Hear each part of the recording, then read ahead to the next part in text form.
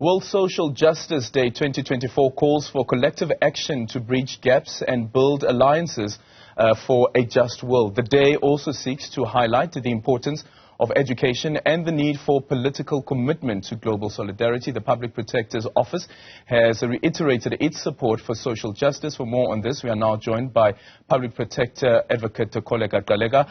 Public Protector, good morning. Thank you so much for making time for us. Let's start off with the lecture from yesterday and what you said during that lecture at the Stellenbosch University. The democratic establishment has been battling to turn the tide with the urgency that it requires since 1994. What do you mean by that?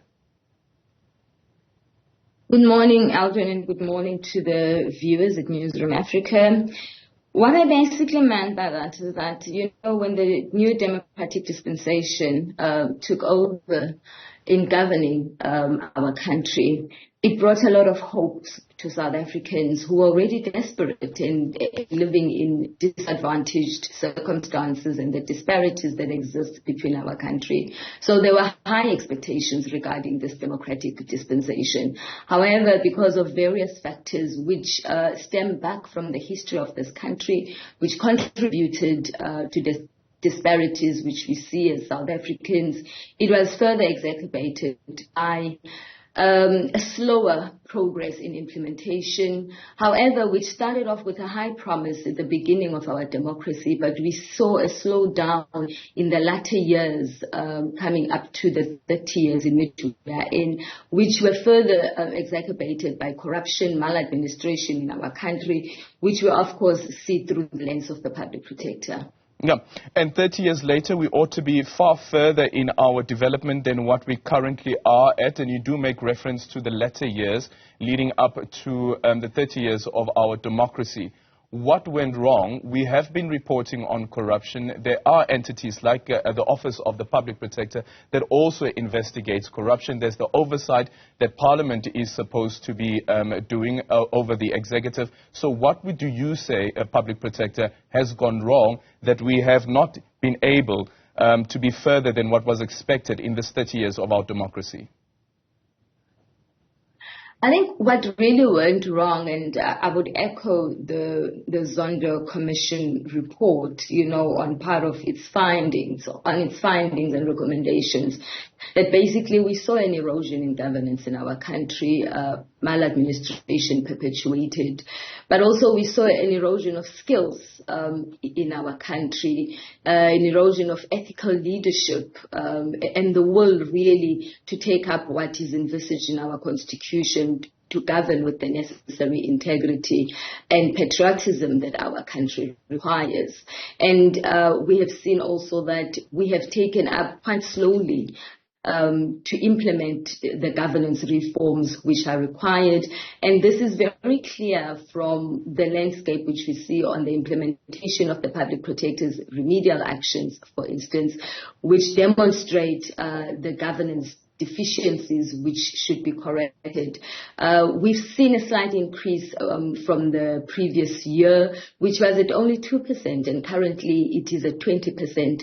And we are really hoping that through our legislative reform as well, we would see a much greater increase of those, but also adherence to the findings and recommendations of the Auditor General, for instance, but also the skills gap that's there in law enforcement, but in other institutions supporting democracy, we should be assisting in oversight in our constitutional democracy. Yeah. There's a need to regulate the processes used to appoint board members, CEOs and CFOs, you said last night, even in our parastatals which are ailing. Were you referring here to the ANC's deployment committee? What sort of processes need to regulate the appointment of these CEOs, of the board members, of these ailing SOEs? Not at all. I'm referring to government processes.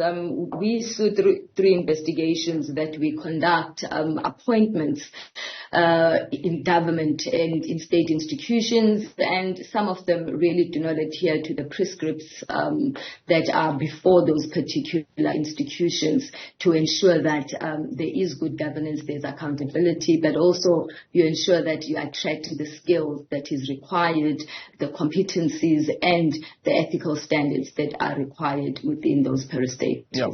But do you echo the sentiments, though, of the Commission of Inquiry that the ANC's deployment committee was unconstitutional? Because in essence, also, we speak about people's appointments that were discussed during this deployment committee that the DA is arguing also laid the foundation for state capture. The Public Protector has never had an instance where it investigates the deployment of into administration by the political parties, neither of the political parties.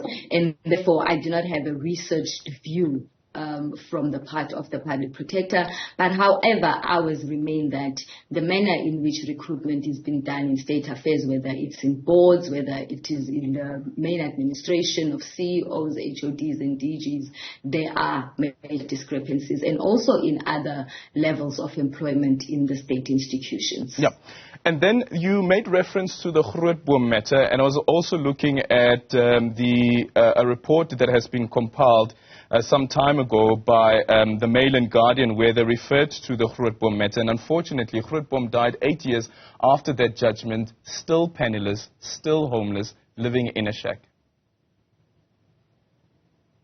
Indeed. Again, I think it points out to the urgency to which state institution, the state apparatus in its entirety needs to move towards ensuring a better life for all in our country, ensuring that there is an adherence to what has been envisaged in our constitution to ensure human dignity, to restore human rights for all, to ensure that all are equal and there's equitable distribution of resources. We have a role to play as constitutional institutions, and particularly the institution of the Public Protector, the legislature, government working together, but ensuring that there are strong mechanisms of monitoring and assessment of the performance of government, performance of the legislature, dealing with issues of petitions, which for me is the first phase where citizens interact with the legislature regarding their dissatisfactions or their views in the manner in which they are being governed.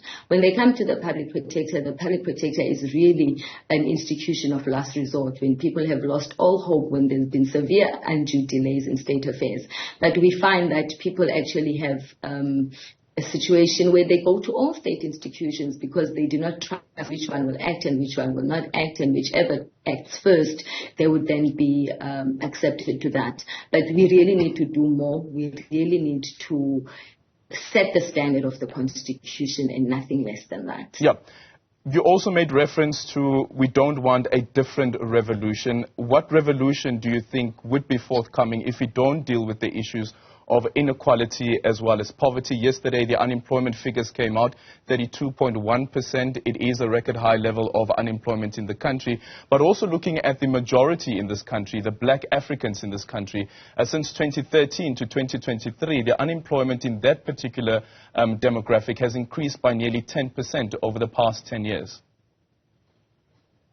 Definitely, we don't want a situation where people actually take up the law into their own hands, where there's a much greater trust deficit between the people and their government or even the state, where the people actually feel that there is no representation or there's no voice for them. But we also do not want to see a furtherance of the current violent protests which we experience as a country.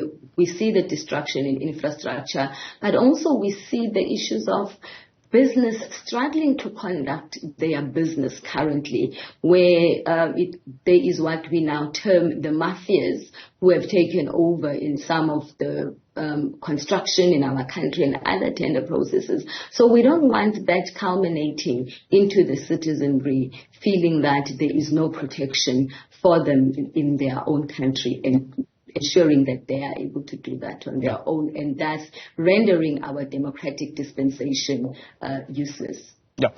Yesterday, watching the visuals of you sitting next to Advocate Thuli Madonsela, one of your predecessors as the Public Protector, and then thinking about what will be playing out in the courts possibly with another predecessor, that is Advocate Mkhwebane, and this is over the issue around the gratuity.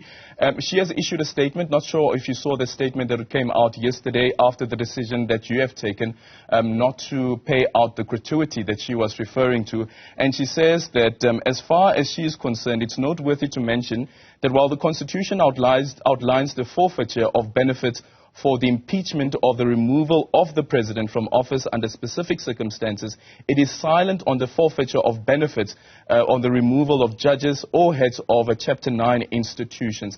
Are you able to tell us which legislation you relied on to come to that final decision that she's not entitled to that 10 million rand gratuity?